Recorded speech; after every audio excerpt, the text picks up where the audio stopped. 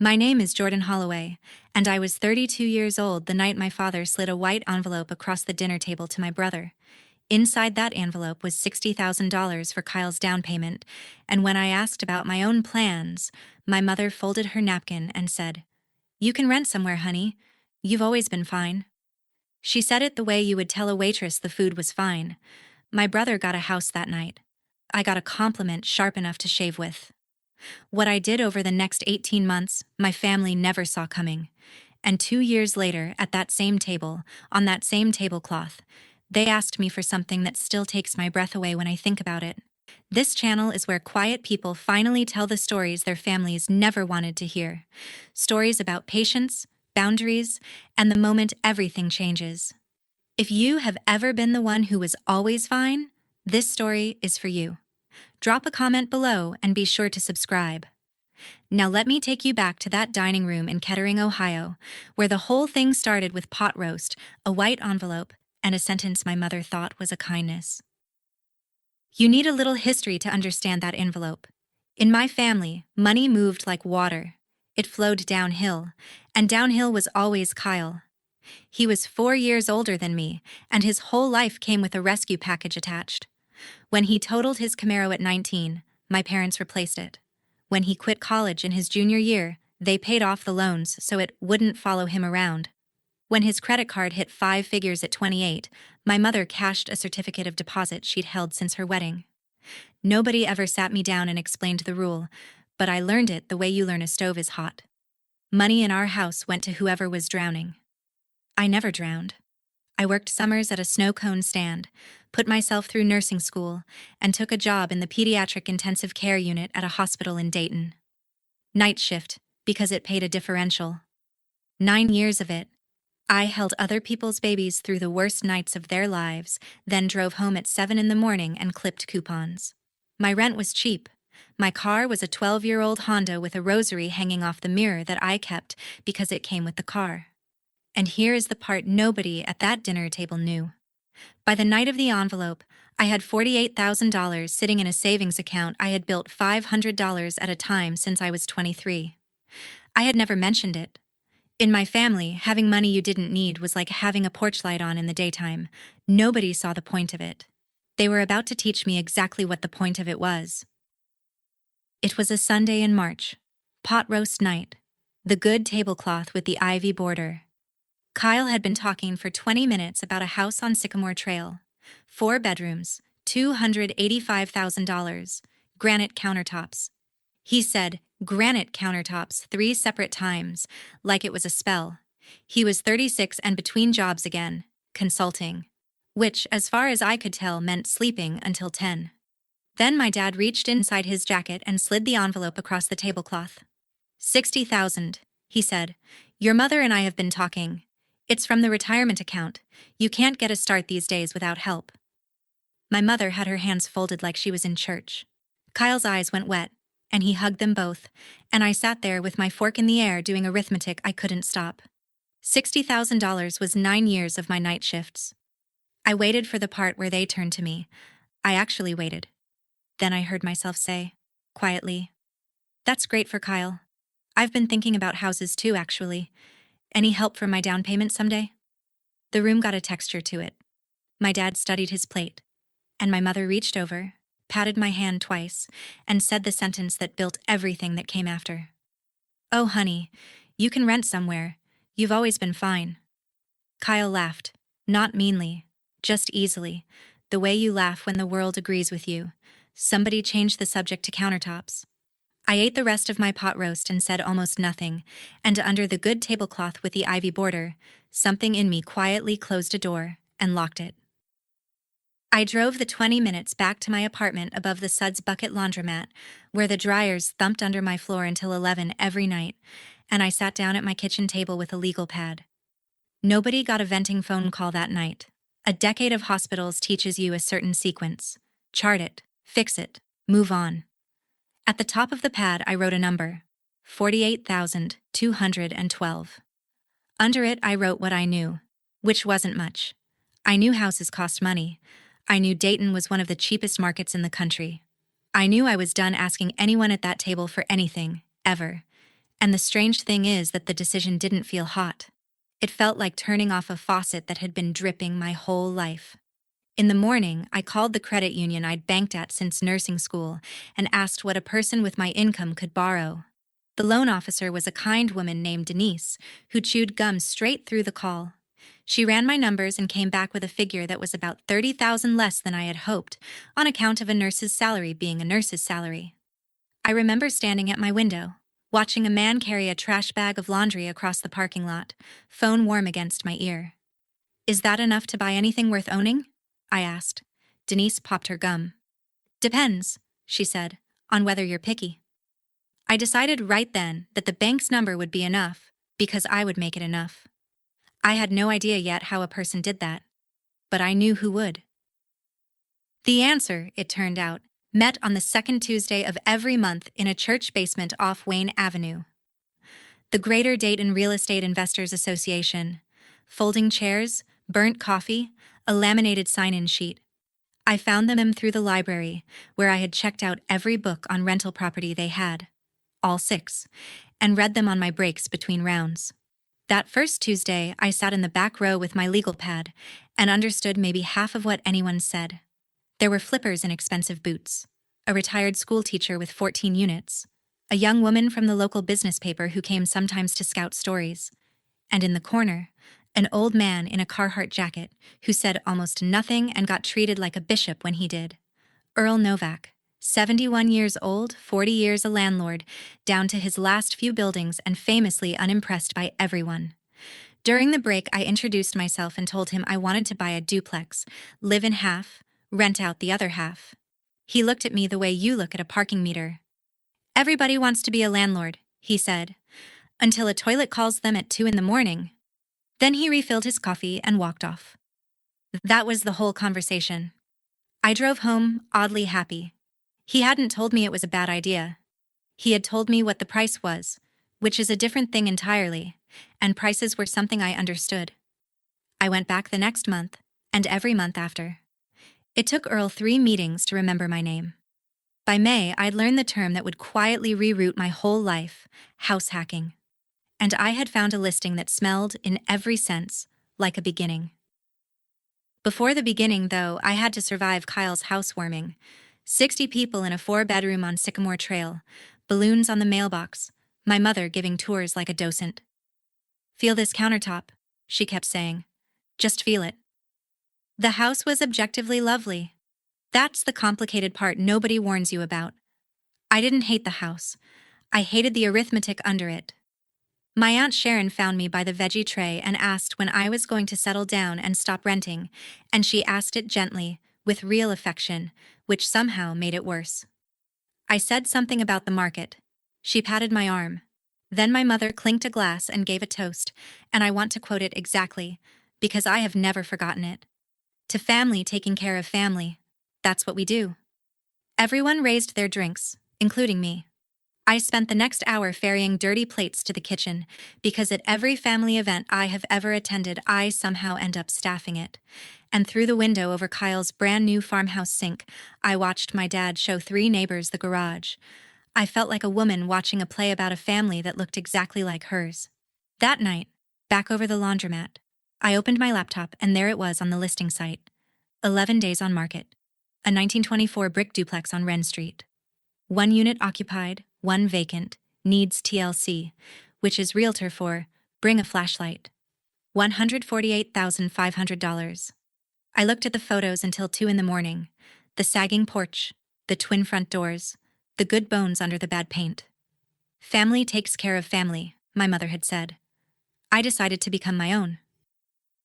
The numbers on Wren Street worked like this, and I ran them so many times, the legal pad went soft.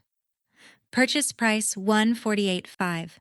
An FHA loan, the kind first-time buyers use, wanted just 3.5% down if I lived in the property, which came to about $5,200. The occupied Unit B rented for $850 a month to a longtime tenant named Miss Patrice. My whole payment, taxes and insurance included, would land around $1,140. Rent covers most of the mortgage. I cover the difference and the repairs. The house pays me to live in it, more or less. Denise said the credit union walked me through the paperwork and only popped her gum twice. And then I did something that, looking back, was me giving my family one last honest chance. I called my dad. Not my mother. My dad, the retired electrician, the man who could read a breaker panel like sheet music. I told him I was looking at a two-family on Wren Street and asked if he'd walk it with me on Saturday. Kick the furnace. Tell me what the wiring was worth. There was a pause I could have parked a truck in. Then he said, "Well, sure, kiddo. Saturday at 10. And here's the thing. He sounded glad. He sounded like a man who had been waiting to be asked something by his daughter and didn't know it.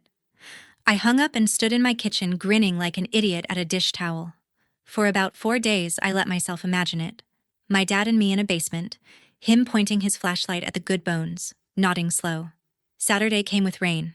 At 10:15, my phone buzzed. The text said, "Kyle's water heater let go. Basement's flooding. Gotta run over with the shop vac. Rain check, kiddo?" A house he'd owned for barely a month, and its water heater had already quit. I'd learn later Kyle had nicked the pressure valve hanging a bike rack. But that morning, all I knew was the arithmetic again. His emergency, my rain check, always in that order. I sat in my Honda outside the duplex for 1 full minute, watching rain crawl down the windshield. Then I went in alone, because the inspector I'd hired at $400 was already on the porch, and my money spends whether I'm sad or not. His name was Dale Pruitt, and he crawled that house like a tick. What he found in Unit B's ceiling was knob and tube wiring, the old stuff, pre-war. Insurance companies hate it. A year earlier, that sentence would have meant nothing to me, but I'd spent every break since March reading, and I knew 3 things standing in that wet basement. 1, it wasn't dangerous if left alone. 2, it would cost about $6,500 to remediate. 3, it was leverage. I wrote the seller a calm little letter through my agent, attached the inspection page, and asked for $6,500 off at closing. They countered at 5 even. I said $6,500 or I walk, and I priced the walk into my voice. They took it. My dad never asked about the house again. Not out of malice, it just fell out of his head, the way my things always did. I stopped waiting for the follow-up question around week 2. On a Tuesday in June, Denise called and said the underwriter had cleared me. "Congratulations, hun," she said, gum cracking. "You're buying a duplex?" Alone, I thought. Every signature of it. Closing took 40 minutes in a title office next to a vape shop, 60-some pages, and I read every one because nobody was coming to catch my mistakes. The title officer kept glancing at the door and finally asked if we were waiting on anyone. A husband, a parent, a realtor boyfriend. "It's just me," I said, and she said, "Good for you," in the voice people use for dogs who can shake. I signed until my hand cramped. Wire transfer, $5,200 down, closing costs mostly eaten by my knob and tube credit. And then a small brass key on a paper tag was sitting in my palm, and I was a homeowner, and no one on this earth knew except a gum-chewing loan officer and the state of Ohio. I drove straight to Wren Street. Unit A was empty and smelled like cat and 1987. I sat down on the bare floor of what would be my living room, ate a gas station turkey sandwich, and listened to Miss Patrice's television murmuring through the wall like a heartbeat. I thought about calling my mother.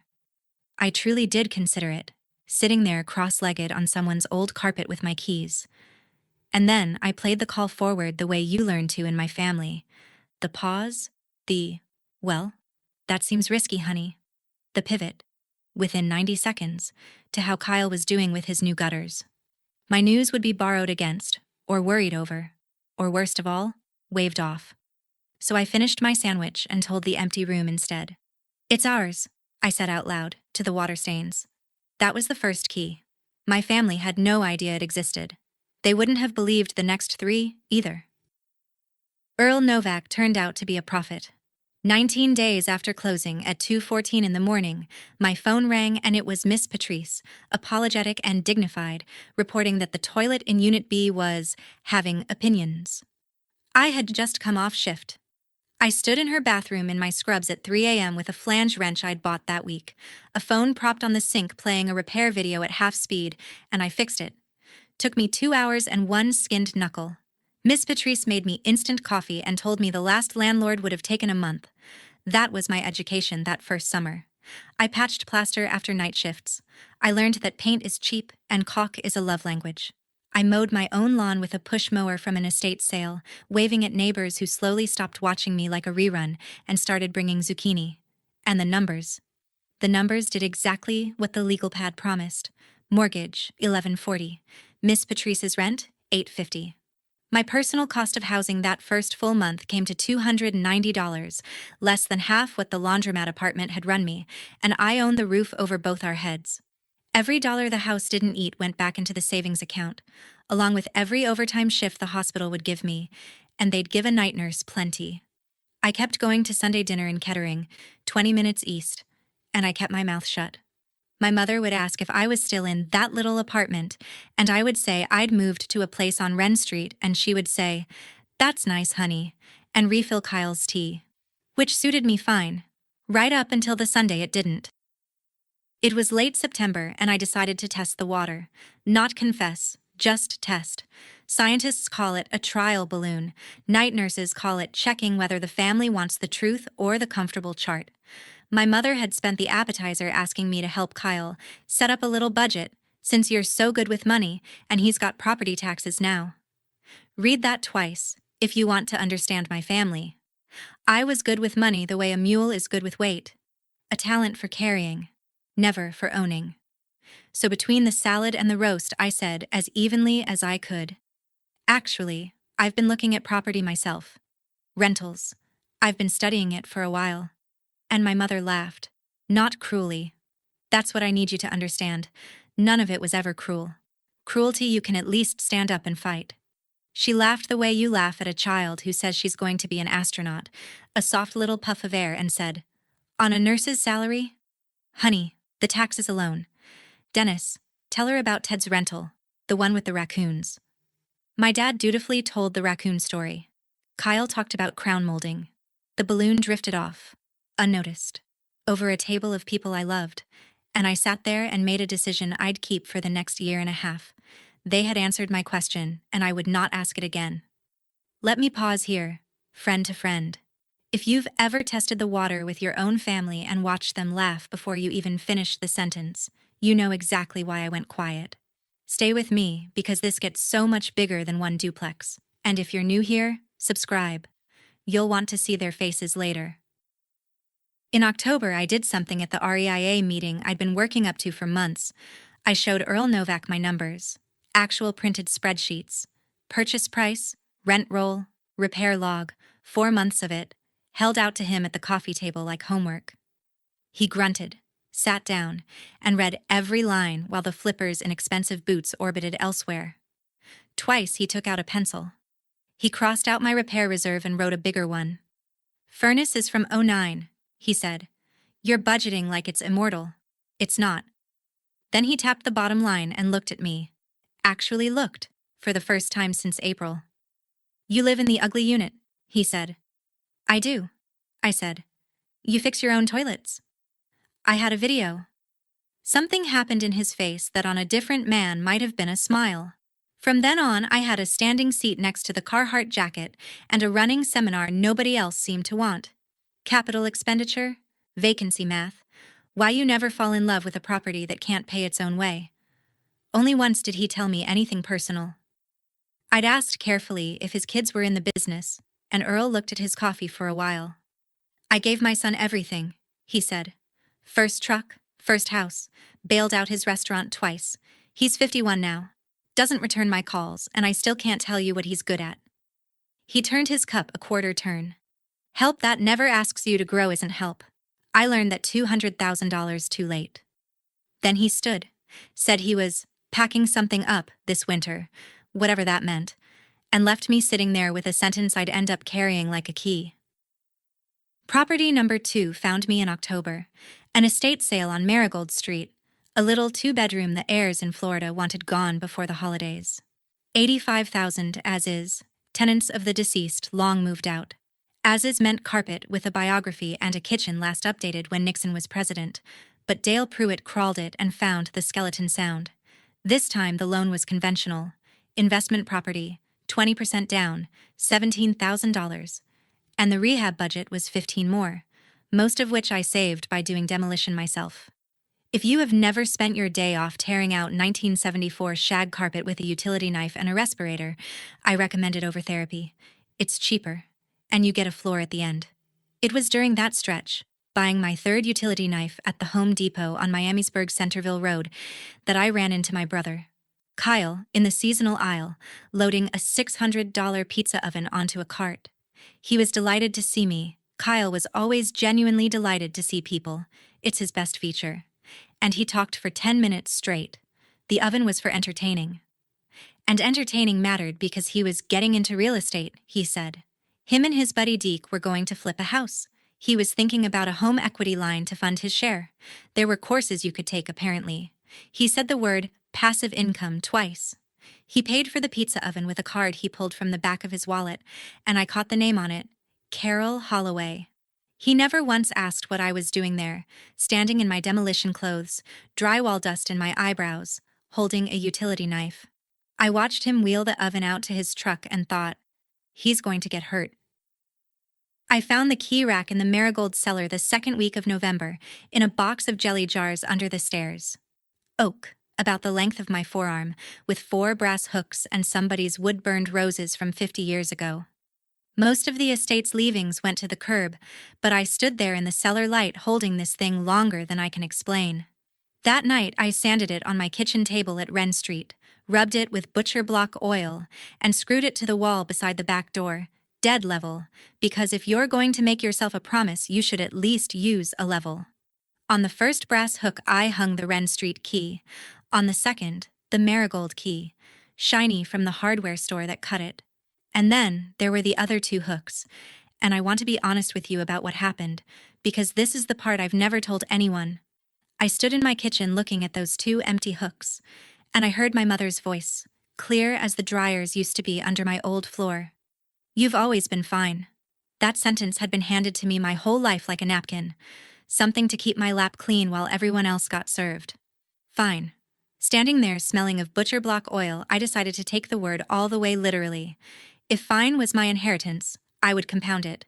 Fine would mean 4.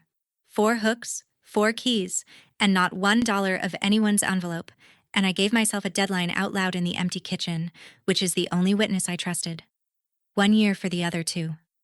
The rack hung there catching the streetlight like it was in on it. 2 hooks filled, 2 to go. Here is what the next stretch actually cost, because the internet loves a montage and I don't. I worked 3 12-hour nights a week in the PICU, picked up a 4th when they begged, and gave Marigold nearly every daylight hour a body can give after that. I learned to sleep in 2 shifts, like a medieval peasant. Twice I woke up at dusk in my Honda outside the hardware store with sawdust in my hair, and no memory of deciding to close my eyes. I missed my college roommate's wedding in Columbus because the furnace guy could only come Saturday. I mailed a gravy boat and a lie about a work conflict, and she knew it was a lie. And that friendship has a hairline crack in it to this day that I put there. My world got small and specific. Rounds, rosaries of receipts, the smell of joint compound. The one person who saw any of it was Tanya, who'd worked nights with me for 6 years and could read me like a monitor. She helped me haul a vanity up the Marigold steps one frozen Sunday, and afterward, sitting on paint buckets eating drive-through, she watched me log the receipt in my binder and ask the question I'd been outrunning since March. Jordy, who exactly are you proving this to? I said something about compound interest. She let it sit there between us like a dropped instrument. By Christmas week, Marigold had new floors, a white kitchen, and a tenant. A hospital records clerk and her daughter. $1,100 a month. Lease signed at my kitchen table under the key rack. I remember thinking the hard part was over. The hard part had not started introducing itself yet. Thanksgiving that year was at Kyle's, catered by my mother out of coolers, eaten off the granite. Kyle stood to make an announcement over the pie. He and Deke were officially in business. They'd found a flip house in Trotwood, and Kyle was funding his half with a $38,000 home equity line against Sycamore Trail. He said the bank had approved it in 9 days, said, sweat equity, said, the course teaches you everything. My parents glowed like a furnace. My mother squeezed his arm and told the table, he's always had the vision. and my dad raised his coffee to real estate men. I sat there holding, at that exact moment, 2 rental properties, a repair log, and a spreadsheet Earl Novak had personally corrected, and I said, "Pass the beans." I'm not going to pretend that silence was noble. It had rust in it. But I'd tested the water in September and gotten the raccoon story, and you don't pour good news down a drain twice. Here's the beat from that night I actually can't shake, though. Leaving, in the cold driveway, my dad caught my elbow and pressed something into my hand, folded small the way he's folded things my whole life. $50. Gas money, he said, not meeting my eyes. Don't tell your mother. I drove back to Wren Street with that 50 on the passenger seat like it was riding shotgun, and somewhere on Route 48 I had to pull into a speedway lot for a minute. A $60,000 envelope for Kyle, passed across a tablecloth in front of witnesses. $50 for me, folded into a palm in the dark, with instructions to keep it secret. The exchange rate on being fine. I kept the bill. I still have it. In April, on Earl's calendar like everything now was, I refinanced Marigold. Here's the play, in kitchen table English. I'd bought a wreck for 85 and spent 15 making it whole, so about 100,000 all in. Fixed up and rented, the bank's appraiser now valued it at 130,000.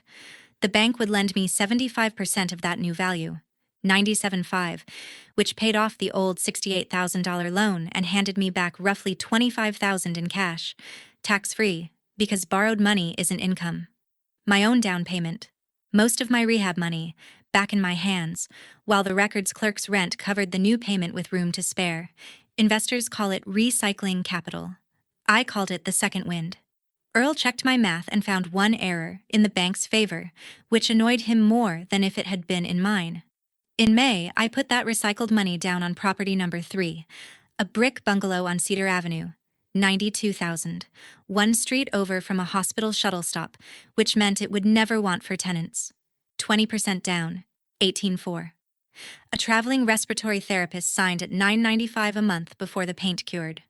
When Denise at the credit union processed the wire, she said, "Hon, you know you're my only client with a color-coded binder," and popped her gum in a way I chose to hear as respect. The third key went on the third brass hook on a Tuesday night in May. I stood in the kitchen with a glass of the good grocery store wine and looked at it. 3 keys, 1 empty hook, 14 months since the envelope. Then the phone rang. Earl Novak, who I had never once heard use the telephone. "Coffee. Tomorrow. I want to show you something." He took me to a duplex on Hawthorne Avenue, 2 blocks off the park. Brick. Built 1938, tuck-pointed like a bank vault. Both units rented to long-term tenants who paid like clockwork. Earl's tenants always paid like clockwork because Earl screened like a customs agent and fixed things the day they broke. We stood on the sidewalk and he told me the thing he'd been packing up all winter was his life. His daughter in Arizona had a casita and a grandkid he'd met 4 times. His knees were done with basements. He'd sold off the rest of the portfolio quietly to other old REIA men, but this one, the last one, his first building ever, he'd been waiting on this one. "Realtor would list it at 155, he said, squinting at the porch.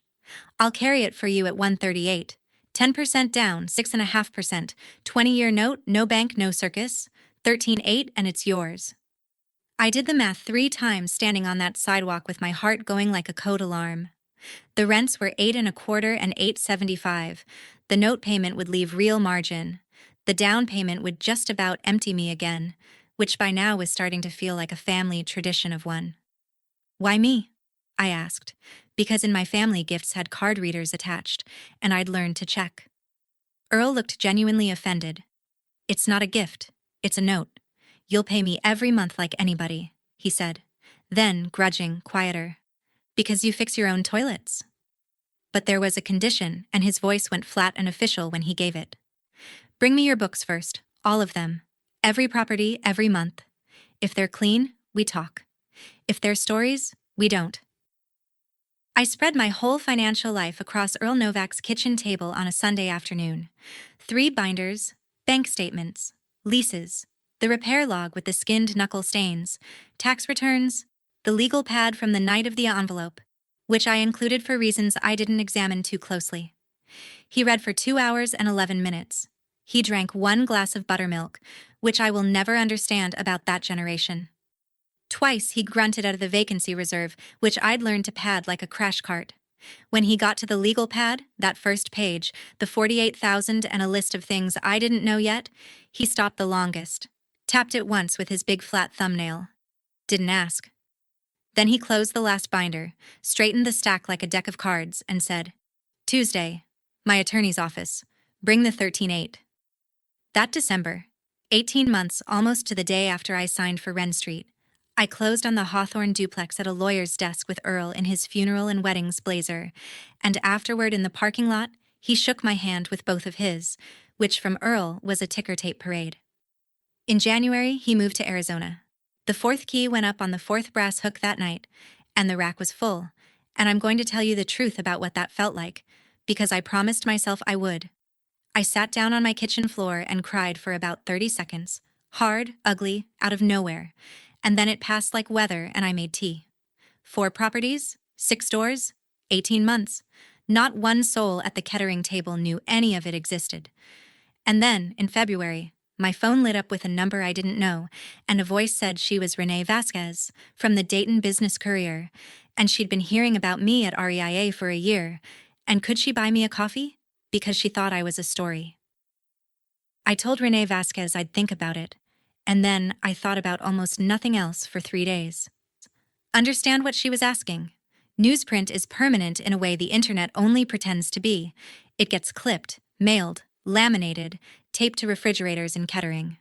My Aunt Sharon has taken the Courier since 1989. If I said yes, there would be no more choosing my moment, no more deciding who deserved which truth. Everyone would know everything on the same Thursday. I made a list of reasons to decline, and it was long and sensible. Tenants' privacy, hospital gossip, relatives with sudden financial emergencies, my mother. Then I sat with the other column, which had exactly 1 entry, and it was Tanya's question from the paint buckets. Who exactly are you proving this to? Because here was the ugly little truth I'd been renovating around for 18 months. Some part of me had been building a case file. Every key, every ledger line, exhibits for a courtroom where my family would finally file in, review the evidence, and rule that I had been worth backing all along. That courtroom was never going to convene on its own. I could keep collecting evidence in secret forever. Or I could stand up, on the record, under my own name, and be seen on purpose. Not summoned, not discovered, chosen. I called Renee back on a Wednesday before night shift. Okay, I said, but every number gets fact-checked. If we're doing this, we're doing it right. She laughed and said I was the first person who'd ever demanded harder journalism about themselves. Signing that first mortgage had scared me less. Debt comes with a payment plan. Being seen doesn't. If you're out there quietly building something your family knows nothing about, tell me in the comments. And subscribe, because what that article set off is the reason I'm telling this story at all. The photographer came on a Saturday in March and posed me on the Wren Street porch with my arms crossed, which is apparently the international sign for small business. Renee spent 2 hours at my kitchen table with the binders, checking every figure like she was auditing me, asking the questions nobody in my family ever had. What's your vacancy rate? What did the furnace cost? What would you tell a nurse with 10,000 saved? At one point, she looked up at the key rack by the back door, 4 brass hooks, 4 keys, and asked what it was. A promise I kept, I said, and she wrote that down, and I let her. Meanwhile, the same week, my actual family was on the group chat, and the news wasn't good, though you had to read between emojis to see it. My mother called me on a Tuesday, ostensibly about Easter, and spent 20 minutes on Kyle. The Trotwood flip still hadn't sold, 8 months on the market now. Deke was being difficult. The carrying costs were a squeeze. She used the phrase, the market's slow, which I happened to know was false. Dayton was having its briskest spring in years. Houses that are priced right sell. Houses flipped off a weekend course by 2 men with a pizza oven do not. I asked, carefully, how Kyle's own mortgage was doing with all that squeezing. A pause. Fine, honey, everything's fine. There it was, the family word, doing its family work, spackled over something with water damage behind it. I didn't push. I had no standing to push, and one thing a decade of night shifts teaches you is not to code a patient on a hunch. The paper would run Thursday. Wednesday night, I lay in bed listening to Miss Patrice's television through the wall and did not sleep at all. The story ran Thursday, page 1 of the business section, above the fold. From rent money to 4 front doors, PQ Nurse builds a portfolio in 18 months. There I was in newsprint, arms crossed on my own porch, next to a little chart of my numbers that Renee had triple-checked, and a pull quote in bold. Nobody was coming to catch my mistakes, so I stopped waiting. By 7 a.m., my phone was a slot machine. Tanya texted a row of exclamation points from the break room, where somebody had already taped the article to the refrigerator. Denise from the credit union left a voicemail that was mostly gum and shrieking. 2 nurses I barely knew asked if I'd look at duplex listings with them, and a man I'd gone to high school with proposed, sort of, as a joke, I think. At 9:40, Aunt Sharon, who has taken the Courier since 1989, remember, forwarded a photo of the physical page to the family group chat with the caption, "Is this our Jordan?" I watched the little dots appear and disappear. Kyle replied with a thumbs up, which I'd learn later was reflex. He hadn't read past the headline. My cousin wrote, "Wait, what?" My dad, who joined group chats the way cats join swimming lessons, wrote, "That's her grandfather's brick on that porch." I read that one 4 times, and from my mother, who I knew for a fact had her phone in her hand because Sharon confirmed it, there came nothing. Not that day. Not Friday. Not through the whole weekend, while the casseroles of gossip went door to door through Kettering. 3 days of a silence I could feel through drywall. On the 4th day, Monday, at 8:02 in the morning, her name lit up my phone. "Come by the house, please." They were all 3 in the kitchen when I got there, arranged like a tribunal that hadn't agreed on its verdict. The Courier lay on the counter, folded to my face. My mother didn't offer coffee, which in that house is a weather report. 2 years, she said, before I'd gotten my coat off. 2 years you've been sneaking around buying up half of Dayton, letting your own mother find out from Sharon. You lied to this family. I want you to notice the verb. Not built. Not did. Lied. My dad stood by the window holding the paper like it might fly off, and I watched him read the thing again, moving his lips a little at the numbers, all the way to the bottom, then starting over at the top. He never said a word, but he read my article twice while my mother listed my crimes, and I banked that observation somewhere warm without knowing why. "Nobody lied, Mom," I said. "You never asked. Not once in 2 years did anyone at this table ask what I was doing. Because we didn't think we had to worry about you." And there it was again. The family logic, worry as the only currency of love, and me with my empty account. Then Kyle, who'd been leaning on the counter with his arms crossed over a hoodie, said the sentence he will spend the rest of his life wishing he'd phrased differently. He snorted, jerked his chin at the newspaper, and said, "So what? You finally got yourself a house? Congratulations." The kitchen went very quiet. I looked at my brother, 38 years old, standing in granite he didn't pay for, and I felt the last 2 years assemble themselves behind my teeth into one even unhurried question. Which one? You could hear the refrigerator. Kyle's face did something complicated, the smirk trying to hold while the eyes caught up. And my mother actually took a step back and looked at the article again, as if the number 4 might have been a typo she could pray away. I didn't stay long after that. There's a kind of quiet that isn't peace, it's inventory, and I left them to take theirs. The fallout arrived on schedule over the next week, and it arrived exactly the way Earl once told me it would. Print your name next to money and watch your phone learn new tricks. My cousin Brandy needed $2,000, just till taxes. A man from church had a can't-miss storage unit thing. Aunt Sharon, bless her entirely, just brought me a lasagna and asked for a tour. And my mother worked the phones all week. I know because Sharon reports like a wire service, telling the aunts, in a voice Sharon described as proud and wounded at the same time, "Well, we never had to worry about Jordan. That girl always lands on her feet." That's a compliment.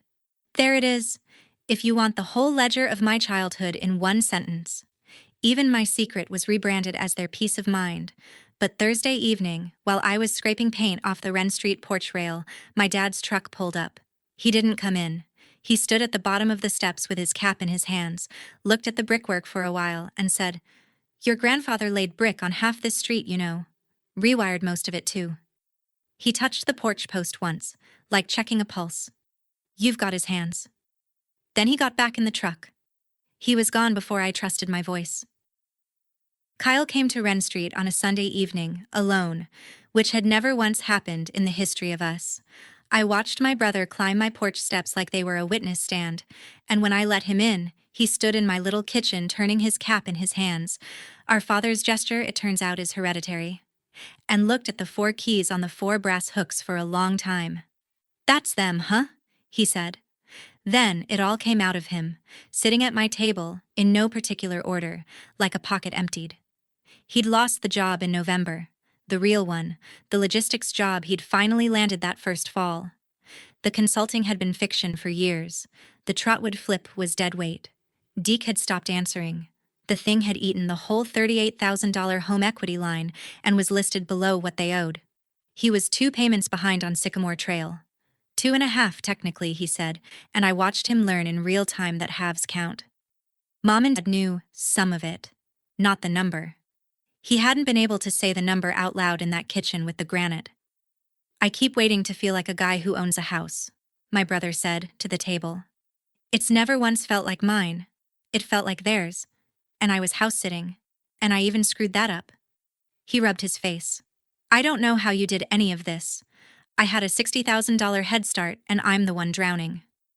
I didn't say the true thing, which is that the head start was the anchor. It wasn't the night for it. And anyway, he'd said the word himself. Drowning. At the door he stopped. "Mom's calling a family meeting. Sunday. About the houses." A beat. "Both of ours." My mother beat the meeting by 3 days. She showed up at Wren Street on Thursday with a coffee cake, which in her language is a diplomatic pouch, and asked to see the place. I gave her the tour. She ran her thumb along my window trim, tested the porch rail, said 11 different ways. In the kitchen, she stopped in front of the key rack and touched the wood-burned roses, and something moved through her face that I'd never seen on it before. "My mother had one like this," she said. And then, without sitting down, holding her purse in both hands like a railing, my mother told me a story I had never heard in 34 years. Her father's farm up near Piqua, 200 acres, a good brick house, and when he passed, it went, all of it, to her brother. "Gary got the farm because Gary needed the farm," she said. "He'd failed at everything else. That's just how it was done." I was 24. Daddy told me, "You've got Dennis. You'll be fine." She looked at my key rack while she said his words, and I don't think she heard the echo, and that was the loudest part of the whole afternoon. "And I was fine," she said, straightening. I made my peace. "You feed the child who's drowning, Jordan. That's not favorites. That's triage. That's what a mother is." For one breath, I saw her at 24, standing in a farmhouse kitchen being handed the same napkin they handed me, and my anger had to make room for something more complicated with grief in it. Then she snapped her purse shut, kissed my cheek, and laid the ask on the table on her way out, casual as a coaster. "Sunday then, and honey, Kyle is drowning. Bring your checkbook, heart." Sunday. Same dining room, same tablecloth with the ivy border, and I would bet the Cedar Avenue bungalow that this was deliberate, because my mother has never once staged a scene by accident. Pot roast again. My chair was the folding one from the garage, the way it always somehow was, and I sat in it and waited through 20 minutes of weather and casserole diplomacy before my mother nodded at my dad, and my dad, looking older than I'd ever clocked him, brought out a manila folder and slid it across the table to me. The mirror was so exact my skin prickled. 2 years ago, almost to the week, an envelope had crossed this tablecloth going the other direction. "We talked to a man at the bank," my mother said in her church committee voice, the one with minutes and motions in it. "A refinance. It folds the equity line back in, gets the payment down to where Kyle can manage it while he gets on his feet. But with the late payments and the job, they won't do it on Kyle's name alone." The folder sat in front of me. Pre-approval worksheets, a cosigner line, highlighted in yellow, and a ballpoint pen my mother placed beside it, gently, like a communion wafer. With your income and your credit, the man says it goes through clean, she said. It's a signature, Jordan. It costs you nothing. She reached over and took my hand, and her eyes were wet and absolutely certain, and my mother said the words she had been saving for 34 years, the ones she believed were an embrace. You wanted to be part of this family. Honey, this is what family does. This is your moment. The refrigerator hummed. Kyle studied the tablecloth like it might be flipped for profit. $60,000 had bought him a seat at this table forever. They were offering me mine for the price of a signature. I want to walk you through what happened in my head in the next 4 minutes, because it's the reason this story exists. First, the nurse in me took vitals. Out loud. Evenly. What's the payoff on Sycamore Trail? 218 about. And the equity line? 38, Kyle said, to his plate. How many payments behind? 2. Silence. 2.5. What's the new payment if this goes through, and what's Kyle's income right now? Today. Not the income we're hoping for? Warehouse application pending. Unemployment till then. My mother watched me ask like I was performing surgery on the table itself. She'd expected tears or a hug, and she was getting an underwriter. And here's what my vitals said. On paper, I could survive signing. That's the truth, and I won't pretend otherwise. If it all went wrong, if Kyle missed and I had to cover his payment to protect my credit, which held up 4 buildings and 6 leases, it would bleed me slow, but it wouldn't kill me. I could afford to buy their love. It was, for the first time in my life, actually for sale, sitting right there next to the gravy, marked down to 1 signature. And then, the second thing rose up. Quiet, in Earl's flat voice, and Tanya's break room voice, and my own voice talking to 2 empty brass hooks. What had I actually built these 18 months? 4 buildings? Or 1 long exhibit for a courtroom where this family would finally rule I'd been worth choosing? Because here was the verdict, arriving early. They would choose me now. Tonight. The moment the ink dried, I'd be inside the circle at last. The daughter who saved the house. I looked at that yellow highlighted line, and every number I had said no, and every year of my childhood said sign, and I picked up the pen, and my mother exhaled, and I set it back down on the far side of the folder. No, I said. Not loud. The way you'd read a lab value. I'm not signing, and I'm not writing a check. And before anyone leaves this table, hear the rest, because I'm not done. My mother's mouth had already opened. Something in my tone closed it. I turned to Kyle and I talked to him. Only him. The way I'd talk to a family in a hallway at 3 a.m. when the news is bad and the plan matters more than the grief. Here's what I will do, and it's yours if you want it. Every Sunday, you and me, this binder, my kitchen table. We list Sycamore Trail this week. Price to actually sell, not to save face. We call the bank about the equity line before it goes to collections. There are hardship terms if you get ahead of it, and I know the words to use. We build you a budget you can survive, off your real income, the warehouse job, not the story income. And when it sells, I put my hand flat on the folder. You'll walk away clean, broken clean. Then, if you want it, my Marigold house turns over in June, $1,100 a month. You'd fill out the application like every other human being on Earth, first month and deposit. And if your numbers pass my screening, you sign my standard lease, and I will be the most boring landlord you've ever had. Kyle was staring at me the way you stare at weather on the horizon, trying to tell if it's moving toward you or away. You'd be my tenant, not my charity. You'd pay on the first. And you'd learn what everything costs, which is the one thing. I looked once at the folder, at all that highlighted yellow rescue.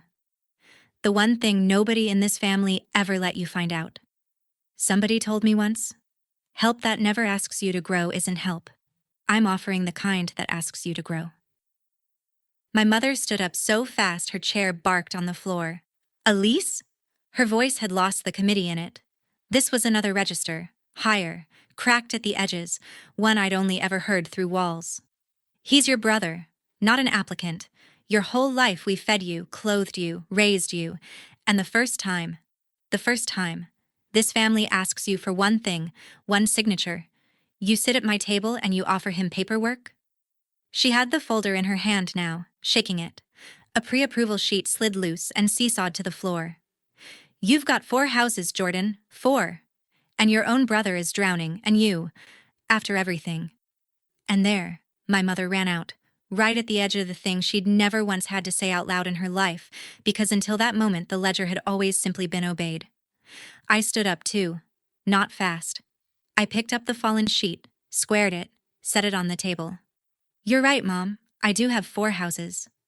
I put on my coat while the refrigerator hummed. "And you never once had to worry about me. I know that's your compliment. So here mine. I'm fine. I made sure of it myself. Because somebody at this table had to be." I said goodnight into a silence with a heartbeat in it, and I was 3 steps down the front walk when I heard the storm door, and it was my dad, hatless in the cold, an old electrician holding the rail. He looked at me for a second that had 34 years pressurized into it. "Send Kyle the Sunday time," he said, low. That was all he had. It was also, from that particular man, on that particular porch, very nearly everything. I nodded. He went back inside to the sound of my mother crying over the casserole dish, and the door shut, and I understood with total clarity that I had just eaten my last pot roast at that table. I drove back to Wren Street with the radio off. 20 minutes of wet road and my own breathing, and I kept waiting for the collapse, the shaking hands, the pullover and sob that 2 years of grinding and one detonated dinner had surely earned. It didn't come. What came instead, standing in my dark kitchen with my coat still on, was the strangest lightness I have ever felt, and I want to try to hand it to you whole. The street light was doing what it always did to the key rack. 4 brass hooks, 4 shadows like little fish hooks up the wall. And I stood there and realized I was looking at keys. That's all. Keys to buildings where the furnaces ran and the rents cleared, and a records clerk's daughter had a bedroom with good light. For 18 months, those hooks had been a courtroom exhibit, a closing argument, a whole trial I was secretly preparing for a jury that I now understood would never, ever be seated. No matter how many keys I hung, because the verdict in Kettering had been written before I was born, in a farmhouse kitchen near Piqua, on the day they handed my mother her napkin. You can't win a case in that courtroom. You can only stop filing. Just before midnight, my phone buzzed once against the counter. Kyle. No apology, no speech, and none needed. He'd kept it blunt, and it was somehow perfect, and it said, "What time Sunday?" I stood in my kitchen and laughed until I had to hold the counter, and then I texted back, 9, bring your bank statements, and hung my car key on the first hook, where it fit just fine beside everything else I owned. Here's where everyone ended up, because you've earned the accounting. Sycamore Trail listed the following week. Price to sell, over my mother's objections and Kyle's flinching, and closed in June for $282,000. After the payoff on the mortgage, the equity line, and the closing costs, my brother walked away with a little over $6,000 and, for the first time in his adult life, 0 debt. The Trotwood flip sold that same spring for less than Deke and Kyle owed on it. Kyle's share of the wreckage came to nothing, which he says out loud now, at my kitchen table, like a man reading his own x-ray. The warehouse job came through. Second shift, forklift certified, benefits. In July, he filled out my rental application at that same table, and I ran his numbers the way I'd run anybody's, and I made him wait 2 days for the answer. And Tanya says that was petty. And Tanya is correct. And I regret nothing. He moved into Marigold with a standard lease and a security deposit he paid himself. 4 months in, I've collected 4 rent checks, every single one of them early. My brother, it turns out, likes being someone who pays early, likes it the way a man likes a muscle he didn't know he had. Sunday mornings he comes to Wren Street with his binder and his bank statements, and we do the budget. And some Sundays my dad's truck is already at the curb when he gets there, because Dennis Holloway has decided, without any announcement at all, that my gutters and porch rails and outlets require his personal supervision. He and Kyle rewired my basement light in October. It took them 4 hours and 2 arguments, and I heard my brother laugh down there like he was 12. My mother has not set foot on Wren Street since the coffee cake. We speak at other people's events, politely, like former coworkers. In August, a birthday card came, addressed in her round church bulletin hand, and inside it said, "Mom." That's all. No note, no verse. The ledger, still open on her side of the table, And I've stopped expecting her to close it, because I understand now who handed it to her, and in whose kitchen, and what it cost her to survive believing it was love. The $60,000 is simply gone, absorbed into closing costs and granite and a dead flip, and nobody at any table mentions it, ever. And there is a lesson in that silence. I'll let you assemble yourself. Earl sends postcards from Arizona with no greeting and no signature, just sentences. The last one said, "Grandkid can cock a tub now. Books still clean?" They are, Earl. All 6 doors, cash flowing, boring as a heartbeat, which is the highest compliment in the business. And that, friends, is where the money went. The rest of what happened isn't about money at all. Last Sunday morning, I was on my porch with coffee, in the cold gold light that Wren Street does better than any street I own, when Kyle's truck pulled up early. He got out with his binder under his arm and a bag of hardware store donuts, and he stopped on the walk, looked up at me on the steps my grandfather's brick built, and hollered the old question, the one from the granite kitchen. Except this time, he was grinning when he asked it. "Hey, you home?" I looked through the kitchen window, where 4 brass hooks caught the morning sun, 4 keys hanging there like notes in a cord, plus a car key that has no idea how it earned the neighborhood. And I said it. You know I said it. "Which one?" And my brother laughed and climbed my steps, and we went inside to do the work. Here is the only thing I know for sure after all of it. Being fine was never the consolation prize they told me it was. It was the inheritance I wrote for myself. 1 key at a time.